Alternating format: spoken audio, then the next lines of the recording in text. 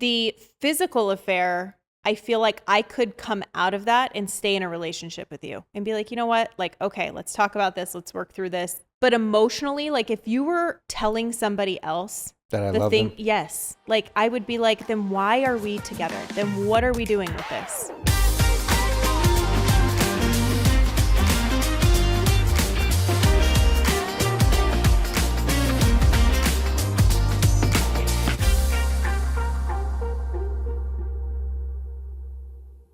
So today's episode is going to be about cheating.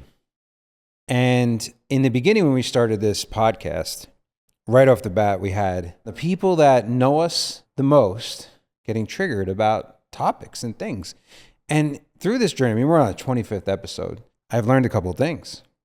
And one of them is something I've always known in kind of like theory, and it happens with me. I fall for it too. But it's the thing that triggers you the most is really a mirror.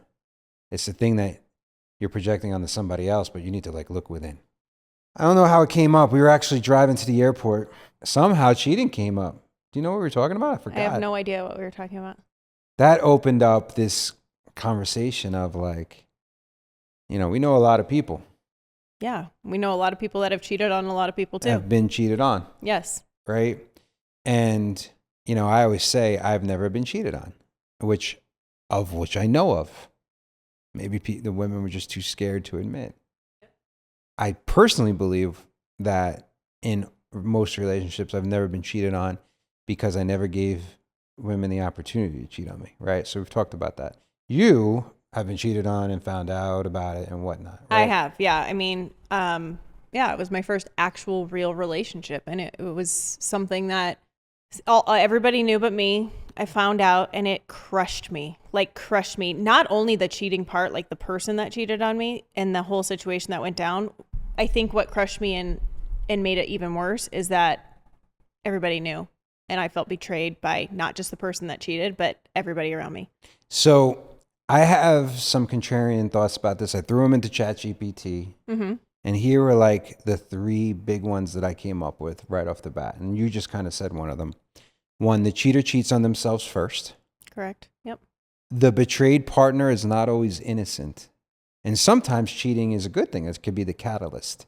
I still believe there's better ways to do it, but there's a way to blow it up on the way out and make it where, you know. So the cheater cheats on themselves first, right? It's not just a betrayal of a partner, it's a betrayal of self. Integrity is not situational. When someone cheats, they split from their own truth long before they split from the relationship. What need were they unwilling to own? What emotion did they suppress? What conversation did they avoid that led them there? I'm very delicate with this because I'm not outing anybody.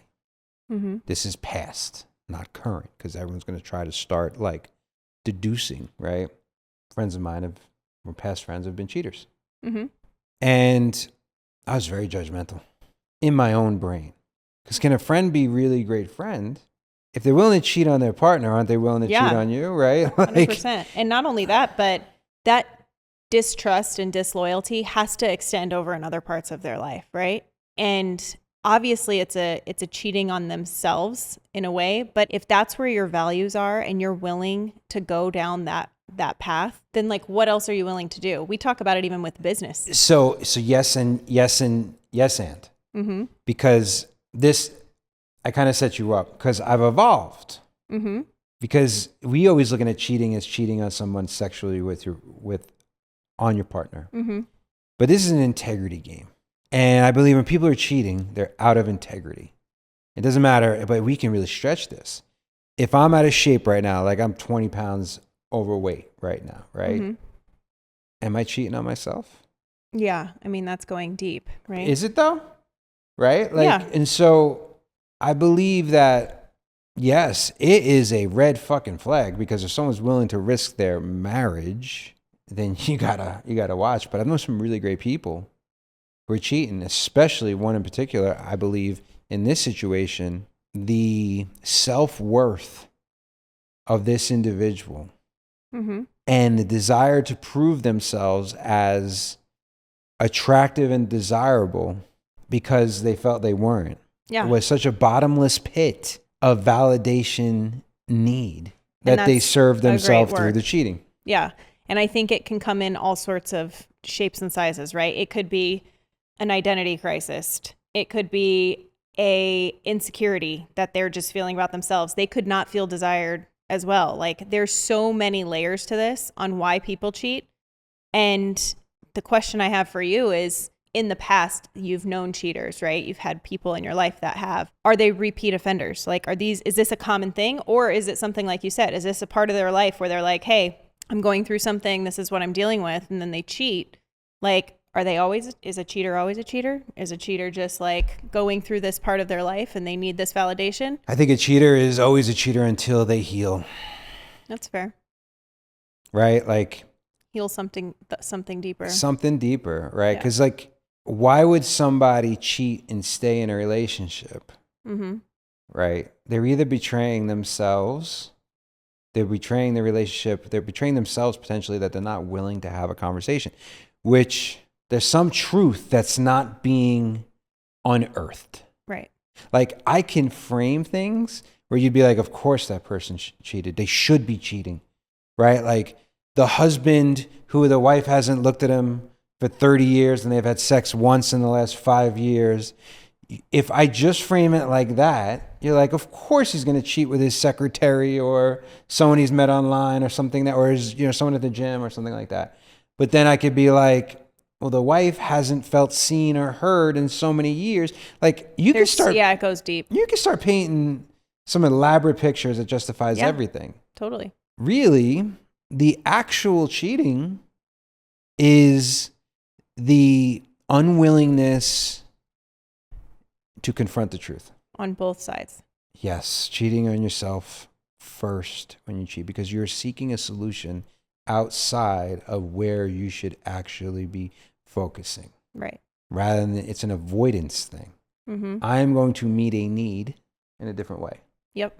Like I should probably write in here the what people say the reasons they cheat. But I could easily say it's probably not because of sexual needs. Yeah, no, I would agree with that. And how many, like, what's the ratio of cheating versus emotional cheating and physical cheating? First thing that pops up, unmet emotional needs. Yep. Right? Lack of physical intimacy or connection. Yep. Novelty and variety addiction. Now we're just going deep. Ego, insecurity, external validation. Avoidance of conflict or truth, revenge or punishment, opportunity plus lack of boundaries. That's like super rich people, like, or famous. Addiction, spiritual misalignment, and then bonus, the unspoken reason, because I didn't have the courage to end it before I broke it, right? So that goes into the third. Exactly. But we kind of hit on a lot of these. So it's always worth pausing and tying it into the purpose of this podcast in the first place. Mm-hmm. How do you believe this aligns? I mean, the 10-year marriage and having these conversations about the contract moving forward, I mean. Well, it aligns so much. Like, in that case where you made that example, right, where the wife hasn't felt seen or heard and hasn't like initiated sex or had sex with her husband in a long time. So then he ventures out. And I'm saying this is like a very specific example. The 10-year marriage is about having those uncomfortable conversations and seeing and being like voicing and naming like, hey, I don't feel desired by you. Like what is going on here? Because obviously something's off, and really being attuned to the frequency that your relationship is giving off. Because if you're not, and you just kind of fly by the day and you go through and you create busy work, and eventually one person is going to start to kind of drift off on the other side. Right. And then it's like, whose fault is it? Because nobody ever even initiated the conversation. So that goes into the second part. Mm-hmm. So I put signs that people are, the red flags, right? Yep. They start getting in shape, upgrading their looks fast, sudden guardedness with their phone, emotionally distance themselves, increased criticism of you. They always busy or tired. They pick fights for no reason, unusual sexual behavior, too much or too little. They start comparing you to others. They become overly defensive or secretive. Your intuition screams and you dismiss it, right? So that's the second part. The second part is, what part does the one that was cheated on play? What accountability? And so here it says, cheating doesn't happen in a vacuum. Sometimes one partner checks out emotionally, physically, or spiritually, leaving a void. This isn't about blame. It's about shared responsibility for the ecosystem of the relationship. what unspoken resentment, avoidance, or neglect festered before the act. And I made a comment where if you're cheated on, you shouldn't be surprised. Yes. And in most cases. In a lot of cases, yes. Okay.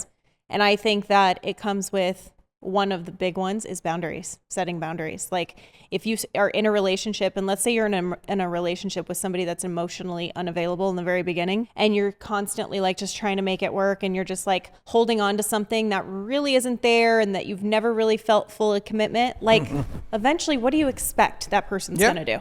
Right? So it's like, and then it's having boundaries and being like, listen, like maybe that person is very flirtatious with people, and like you've just let that person get away with it for a long time. And this could be male or female. And it's like, and you never having a boundary and say, hey, that makes me uncomfortable. I don't feel good when you make me feel like that. And if that doesn't change, then we're going to have to figure something out. I mean, it goes to every layer, right? But it's about really naming it and being like, if you don't feel desired by that person, people, like you said, you keep going back to people's needs. People's needs are going to have to get met somehow, right? And if that is what happens, then it's like, take a deeper dive and take a look on why that even showed up in the first place. You know, it's interesting. I was thinking, like, if one person has a glow up, some kind of growth, or it starts looking great, like they mentioned it, that glow up can potentially lead either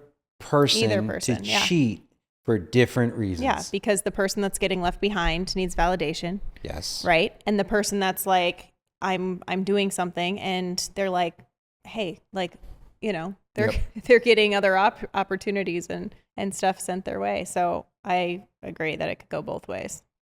And in a lot of cases, I think that the more insecure person is the one that cheats. Yes, because the secure person most likely would be like, you're either gonna meet me there or I'm moving on. Right. Or give the other person the opportunity to grow with them. Exactly. Right. Because instead of burning it to the ground in that way, which leads you back to one of those other things. It's like the third one, sometimes cheating is the catalyst. Right. But I wanna finish out the second one. The betrayed partner is not always innocent. Mm-hmm. I know of a man that caught his wife cheating with his best friend. And it took him years, but he finally took accountability that he was not showing up in the marriage and that he pushed her away. Now, to me, it doesn't forgive pretty much a man's worst nightmare. Yeah. Right? Either one of those two parties. Yeah. The wife or the best friend. Exactly. But I think there's some awareness there. Like, well, if I was doing what I needed to do, I don't think this situation would have been as likely to happen. Not only that, but if you would have been showing up in your relationship to your highest potential, then you wouldn't even fucking care if the other person cheated on you. So you'd be like, all right, 100%. Go for it. You fucking lost, you know? So two people playing the game at not their highest level, but pretty fucking high levels. Yeah. I mean, what are the chances they're cheating on each other? Yeah. It's almost, even if their highest levels are pushing them apart, they could show up and be like, all right, well, let's see if there's something left here. Or let's let this die at the end of this contract, or let's let the contract die now, right? Yep. And if you can fulfill that need, it just goes back to the desire conversation. If you can feel that need to be desired by yourself and not have it come from an external validation of someone else, I feel like you're less likely to cheat, and you're also less likely to be hurt by a cheater. Yeah. And I go back to it, like I think we said this in the jealousy conversation, like when I've talked to you about it, like I've had these moments of jealousy, and then I was like, wait a minute, like if Dave were to cheat, he would be cheating on himself and our children and our marriage and all of these things. And like if he was willing everything to put in my life that I stand for, yeah. Exactly. And if he was willing to put that all on the line, then obviously there's something much, much deeper that needs to be looked at. And well, that's the jealousy conversation we had on another podcast. The way I finally healed some of those wounds was like, well, hell, then she wasn't the woman that I thought. Exactly. And man, she just exposed who she is. And like, and thank God they did. You got it. Like, because why would I want to waste another fucking decade, another 10 years for somebody that didn't even value our relationship? 1,000%. Which then leads into sometimes cheating is the catalyst. Again, another situation when they cheated on their significant other and the whole thing got blown up. I looked at it like, okay, that relationship was never going to go anywhere. They're already a couple of kids deep. Like, there's a positive about this. There could be a positive about Right. this, right? Like you're so trapped. You don't feel like you can get out. So you just lay down a tremendous, I don't even know. You burn that boat. And you let it just explode everything. Like you put yourself in a position you can't get yourself. And where you can get caught, right? Like you're almost intentionally wanting to get sabotaging caught the whole thing. because you're like, I want out of this relationship so bad. I've tried other ways. I don't know how else to do it. So I'm going to sabotage it to the highest degree and I'm going to just go for it. So then here it says the break reveals the truth that's been buried. Sometimes couples rebuild stronger. Others get wake-up call they need. Here's an interesting thing though. Not to jump, but 50% of relationships stay together after cheating. I believe it. Wild. So in this case, like it says, infidelity isn't the end; it's the truth breaking through the illusion, right? And then others get the wake up call they needed to leave, like I said, and finally, leave. Or maybe it is that couple that was never taught and never learned how to have a deep conversation, and that's what opened up that portal into like, okay, this is obviously something we are forced to talk about, and maybe it led into something greater. Yeah. But I feel like there's healing on both sides that is required for that couple to stay together. It's not just the person that got their heart broken, that got cheated on, that has to do the healing. It's just as much or even more the person that did the cheating that has to go through that process. So it just got me thinking of something interesting, right? Like, I think one of the most, let's say, primal reasons for cheating would be for newness and variety. Yeah. Right? Maybe. One of the reasons why the 10-year marriage or just the whole commitment of growth is so important is that you get to change so often and the other person's changing so often that you kind of get to like make love and have sex to a new version of with that a person. new version. Yeah. Right? Like, yeah, that's sexy. Like, holy shit, And so it's one of the reasons why people could not be stagnant. Because if you're the same person, living the same life, having the same sexual positions, right? Like, I mean, we just heard recently that someone said that the whole time I was married, we just did it missionary. And I was like, imagine that, right? Not exploring. Like, you got like that. Like, there's growth in every little micro category of a relationship. All right, so then let's play this out because this is when it opens up a whole new part, right? Who cheats more? Men still cheat more. Women. It actually, I read statistics. It said men cheat more, but women under 30 are cheating at or higher rates than men women, right now. Men over 50 are cheating more as well. Totally, right? What constitutes cheating? Well, I personally think that an emotional affair would be more heartbreaking for me if you were to have an emotional affair, I believe I would be more heartbroken than a physical affair. So if I had a foursome with 3 women blowing me at the same time and versus an emotional affair with someone. How are 4 people going to blow you at the same time? I'm the one and then 3 women. Just taking turns? I mean, not that I've thought of it. Yeah, right. Okay. Is that our next episode? Fantasies? My God. No, it's not high on the fantasy list. It's just the first thing that popped into my head. Yeah, of course like, it is. It is interesting what's cheating and what's not, especially. Well, we were talking about some religions, pornography cheating. You have AR and VR. Like, are you putting on fucking weird. Yeah. goggles? Like, there's that great Black Mirror episode where they're having that's more of emotional. Yep. Right. And then robots are going to become a thing now. Right. Yeah. Like, and so it's just an interesting. I mean, here's the reason I said that about the emotional and the physical cheating is like, let's just say that were to happen. The physical affair, I feel like I could come out of that and stay in a relationship with you and be like, you know what? Like, okay, let's talk about this. Let's work through this. There's a healing aspect that needs to happen. We need to do some work here as a couple. But emotionally, like if you were telling somebody else that I love them. Yes. Like I would be like, then why are we together? Then what are we doing with this? You know what I mean? And if that wasn't reciprocated on the other side, then I would be like, I'm wasting my time in this relationship because I don't think a person deserves to be in a relationship where it is one person just absolutely adores the other person and the other person is just, well, it's nice that they're around. Yeah. I mean, I get it, right? Like to me, they're so interconnected. even when I was single, I was not like a one night stand guy. Yeah. There was always like something that emotionally I had to attach to. I rarely had transactional sex, which is makes sense now that I'm able to look back. It wasn't my thing. I felt like I was broken because I had all of these guy friends who were just on these conquests. Yeah. And I realized I look back, I had a higher standard for myself. I wanted some connection, right? So the thought like of them being separate, like if you're letting someone like go down on you or have sex with you, enter you in any which way, like to me, there's such emotion tied to it anyway. You might as well be telling you love them. Yeah, but right? like if I'm thinking more along like the lines of like not an ongoing thing, because I feel like that's both, right? It's a physical and an emotional relationship.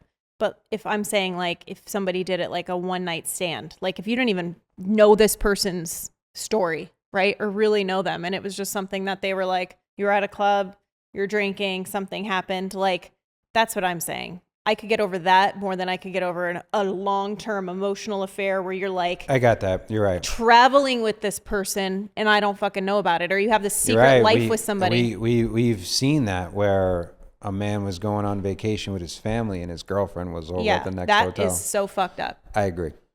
Well, how about you answer the question? If it was a physical or emotional, what's worse? I know if you had to separate the two, what would be worse? I don't know. I think my ego is not strong enough, and maybe this is a weakness. Like, or maybe I put integrity as such a high thing that I don't think, maybe I have you at such a high standard that I don't think I can get over it. My thing would be like, how could you not collide with me first before you got to that point, right? Because that's the way I would do it. Right? Like, I don't feel that, oh, I was fucked up and I was at a strip club and I slipped into her by accident is a fucking reality. Yeah. Well, is a strip club cheating? I mean, I haven't been in men's rooms where they're paying for lap dances. Like, is a girl grinding on you cheating? I haven't been to a strip club since my... I'm not saying you specifically. I think, you know, if a girl is, you know, in the private room and grinding on you till you know, dry humping you till you nut, that's pretty much cheating. Yeah, I agree. And it sucks too, because I'm sure there's a lot of people that would be like, fuck Dave, man, like bro code. Yeah, exactly. And I'd be like, yeah, you do you, baby. And if your wife's cool with it and you got an arrangement that works for you, right? And great. we're not. And I am judging for me. Yeah. And so when I'm judging and coming out, and you want a disclaimer, here's a disclaimer. These are my fucking standards for me. Yeah. This is what works for me. Yeah. And yes, because they work for me and I hold them for my standards, I'm obviously not that I'm not in agreement. Like, I am very like, you do you, baby. Yeah. But if you came to me and said, I'm having some problems in my marriage, and then you said, I'm also at the strip club. Yeah. I'd be like, well, maybe you should fucking look at this. Yeah, totally. Right? And so, but if you're not having problems in your marriage and you got a great marriage and you got an understanding, I mean, totally. Some people swing and some women and men want to, you know, they're fucking million people. That's actually a fun thing for them. Yeah. Great. Yeah. If that's what works for you. Now, right. In my own anecdotal world, I rarely see these long-term relationships work out if you're letting, you know, your wife get blown out by 50 men. But hey, who the fuck am I to say, right? Right? But I just know what works for me. And I know that it would take extenuating circumstances at the highest degree, tons of conversations. Like, it'd be very hard for me to get over it. Mm-hmm. It just would. Yeah. Depending upon who, what, when, where, how. Well, I think that has a lot to do with it with most relationships. It's like, who was it, right? Like I got cheated on. When I was cheated on, it was a close friend of mine.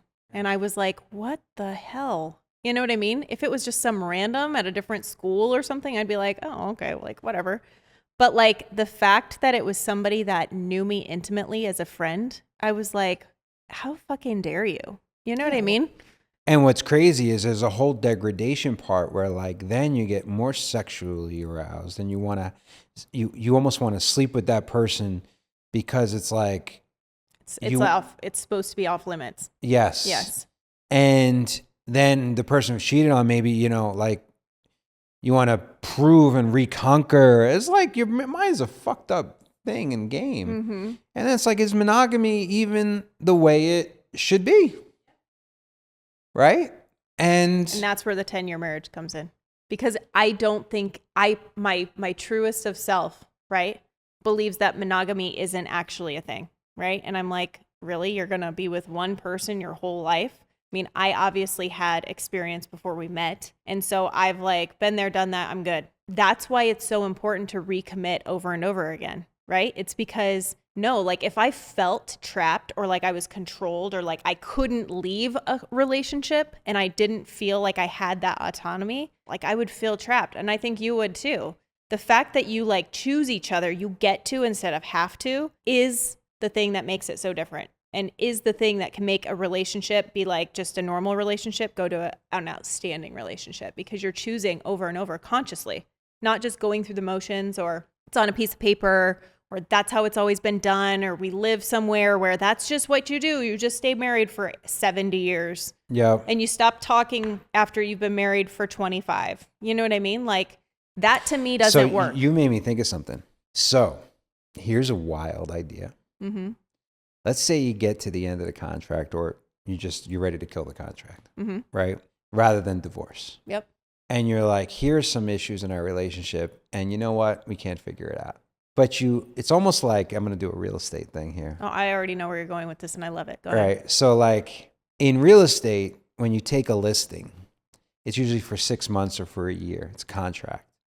And normally the way it works is like the seller always thinks their house is worth more than it is. Even realtors do this. And the realtor is trying to say, no, well, it's not. And so there's this like tug of war, and the listing agent doesn't really want to tell the truth to the seller because they want to actually sell their house. This is the same shit in relationships, right? Mm-hmm. It's really a relationship that no one's telling the fucking truth. Mm-hmm. You're not telling the truth. The house is not selling.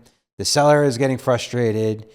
The agent is coming up with, oh, we need new pictures. We need this. But the truth is the first 99 reasons why it's not selling, and probably the 100th, is because it's priced too high. And so what a realtor will do, or what I will tell the realtor, is if you think you're losing the listing and the contract is up, why don't you just tell them the truth? You got nothing to lose. Yeah. Right? Which you should have been doing the entire time. Yeah. Right? That's a great thing. What if, and I know you know where I'm going with this, you're at the end of this contract and you're like, well, fuck it. It's over anyway. Maybe this is what separation is, mm-hmm. right? I'm going to go see what it's like. I know of two people who they bought another house. They separated they live in two different houses. Maybe you bang out a couple of people. Maybe it doesn't hurt if you're like, well, fuck, we're done. Mm-hmm. This is done. So, you know what I mean? And so each person kind of starts playing this like, and you see. Oh, see, I was going complete opposite. I'm not just saying sex. I'm just saying like you got nothing to lose. Yeah. All right. So maybe and I want to hear what you're going. Before you get to that point, you have the absolute truth conversation. Yeah. The hard one. Like the inevitable is going to happen anyways. You're either going to grow from it or you're going to let it die. The one that may hurt. Like we just asked ChatGPT these really tough questions, these prompts that were incredible. Like, what am I missing? Yeah, exactly. And it gutted us to hear the truth. Regardless, maybe that conversation needs to happen at the end of the 10-year marriage. And if the gutted truth is the separation, right? Because everything's on the fucking table at this point. It's pretty much try something different or die. What were you going to say though? I'm curious. No, I was just going to say, I thought you were talking about like when you go to renew a contract, like how if it's all on the table, you can decide what type of relationship intimately and emotionally you want to be in with that person, because maybe there is a part of you that's like, hey, like, and that's what I think could be such a huge benefit of the 10-year marriage, right? Like if somebody's getting divorced, or they're just like, listen, I'm not renewing this contract with this person, but they have children, or maybe they're really good friends, or maybe they have really great sex, but they're terrible at being married. Whatever it is, like what could you create as like part of that contract to be like, here's how we're going to stay connected, but here's how we're also going to do our own thing. Right.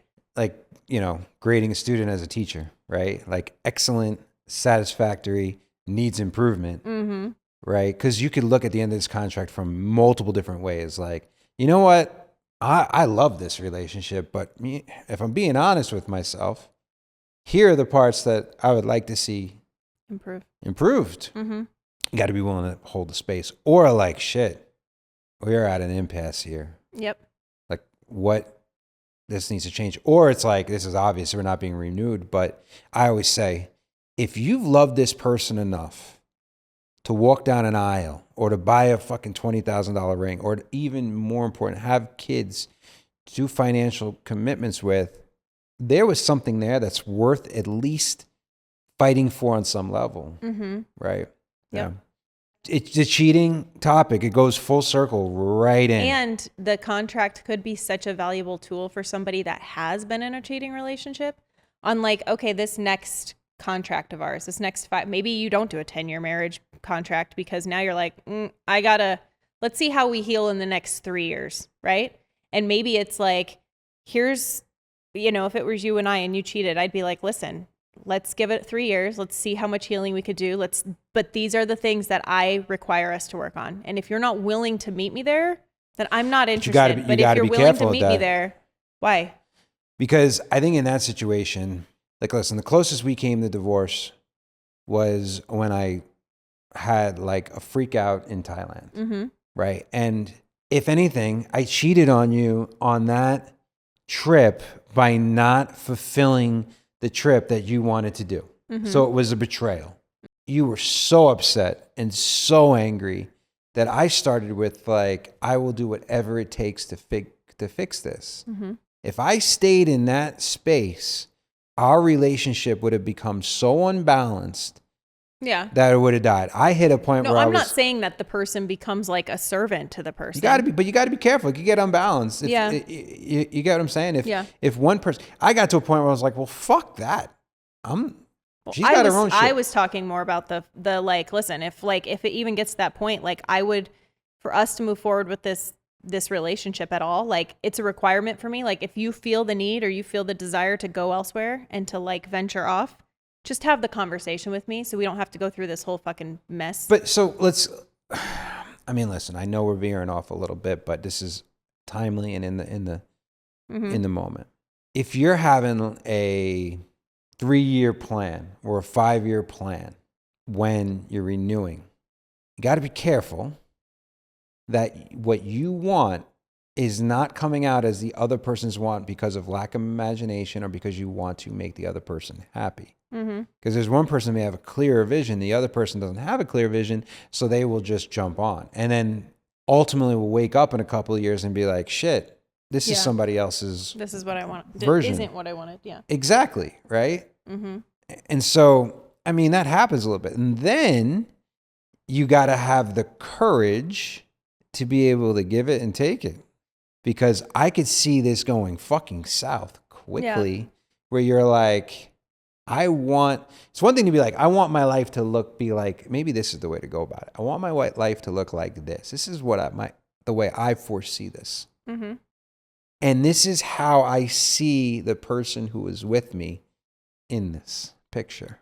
And when both people do, that's why I always say, if you're going to do this, you need to first do the work inside and go ask those questions I ask every person I coach. Who are you? What do you want? And what are you willing to let go of? Yep. Right? Because it's going to be very hard to have this conversation if you don't know who you are. Right. And you don't know what you want.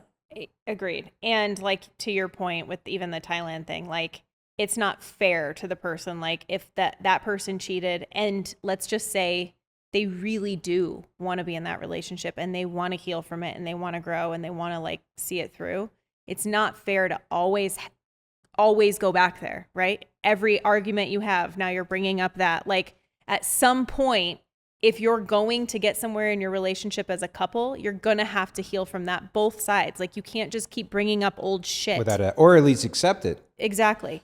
Because you're going to accept it or move on. Because at some point, like, yes, did they make a mistake? They did it. they chose something that didn't serve them in the relationship. But at what point are you going to let that go instead of constantly bringing it up to the surface and never fully letting them let that go? Because we are human and we do make mistakes. Bless you. Yeah, because then Because that's not the fair affronted either. party is basically holding them, both people, hostage Right. for the rest And of their then relationship. and then they're just going to want to go cheat, right? Like if every single time Yeah. somebody brought up something that I did wrong, I'd be like, well, fuck you. Then I'm going to fucking go do Yeah. it. If you're just always thinking I'm doing that. It is interesting though that cheating is like the main thing that is unforgivable in a lot of relationships. For me, a lack of respect Yeah. is almost as worse. So you say what's emotional? Like if I had a partner that was like constantly like being a hater in front of the people that I love and not respecting me, Mm-hmm. I think I'd be out of that relationship quicker. Yeah, I agree with Which cheating is a lack of respect anyway, so it's the same bullshit, that. right? Exactly. Lack of respect for yourself. We should get a thruple on here, have a conversation with the thruple, because I feel like that's so interesting. Because it's like Every time we're around who's these having people that sex love with to who? swing or whatever, I'm like, don't invite me into the fucking jacuzzi.